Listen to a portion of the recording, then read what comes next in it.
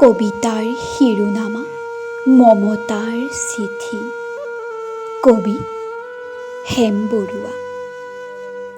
মৰমৰ এয়া মমেডাল জ্বলাই লৈছোঁ, আজি বহু দিনৰ মূৰত তোমালৈ চিঠি লিখোঁ বুলি। বাহিৰৰ উৰুঙা বতাহজাকে আহি মমডাল কোবাইছেহি। চাওঁ খিৰিকীখন জপাই দিওঁ। 7 বছৰৰ আগৰ কথাবোৰ তোমাৰ মনত আছেনে? আমি যে নতুন জীৱনটোৰ পাতনি মেলিছিলোঁ। মোৰ গাত সেই অচিনাকি নিচা বাৰুকৈয়ে লাগিছিল।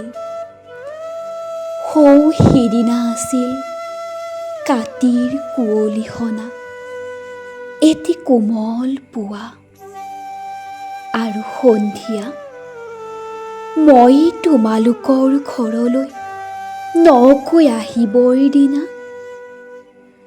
আকাশৰ মেঘৰ মোহনাত হালধীয়া জোনটো নাওখন লৈ আমাক যে ৰিঙিয়াই মাতিছিল তৰাৰ দেশলৈ। মই লোৱা কঁকালৰ ৰিহাখনলৈ তুমি বাৰু তেনেকৈ কিয় একেথৰে চাইছিলা? মোৰ কেনে লাগিছিল জানা? তুমি যেন কোনোবা দূৰ বিদেশৰ স্বপ্নটোৰ আলোকৰ মানুহ, আৰু মই যেন তলসৰা এপাহ শেৱালি।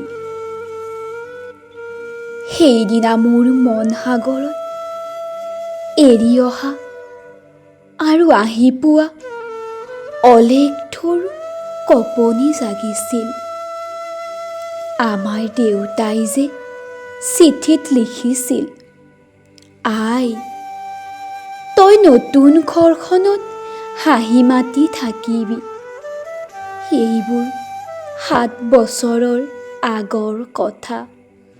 মোৰ যে সকলোবোৰ পুৰাণৰ সাধু যেন লাগে।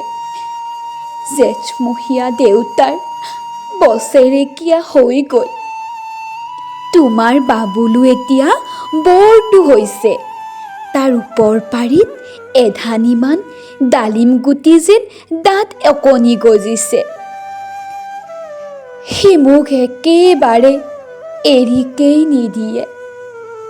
কেতিয়াবা মোৰ যে ইমান খং উঠে নহয়, তুমি নাই নহয় সেইকাৰণে।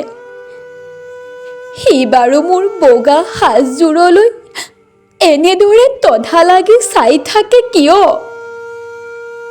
তাৰ উপজাৰে পৰা এইযোৰ কাপোৰ চিনাকি সেইকাৰণে নহয়। বাবুল এতিয়া বৰটো হৈছে বুজিছা, আৰু ডাঙৰ হ'লে তাক স্কুলত নাম লগাই দিম। সেই স্কুলত থকা সময়খিনি মোৰ যে বুকুখন তেনে উদং হৈ থাকিব ভাই। আৰু কি লিখিম, বিশেষ একো নাই। মোৰেই শপত, তুমি যিদিনা উলটি আহিবা মোক আগতীয়াকৈ জনাবা দেই। মই ভোগ দয়েদি ফটিয়াই গৈ বুঢ়া লুইতৰ বুকুৰ পৰা তোমাক ৰিঙিয়াই মাতিম। তুমি যিদিনা উলটি আহিবা মোক আগতীয়াকৈ জনাবলৈ নাপাহৰিবা দেই। মৰম লবা। ইতি তোমাৰ মমতা। পুনৰ এইবাৰ বুজিছা, মাঘৰ বিহুৰ মেজিৰ জুইকুৰা বৰ ৰঙাকৈ জ্বলিছিল। আমাৰ আইতাৰ কলি ছাগলীজনী 2টা পোৱালি জগিছে।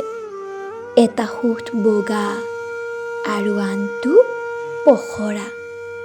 ধন্যবাদ।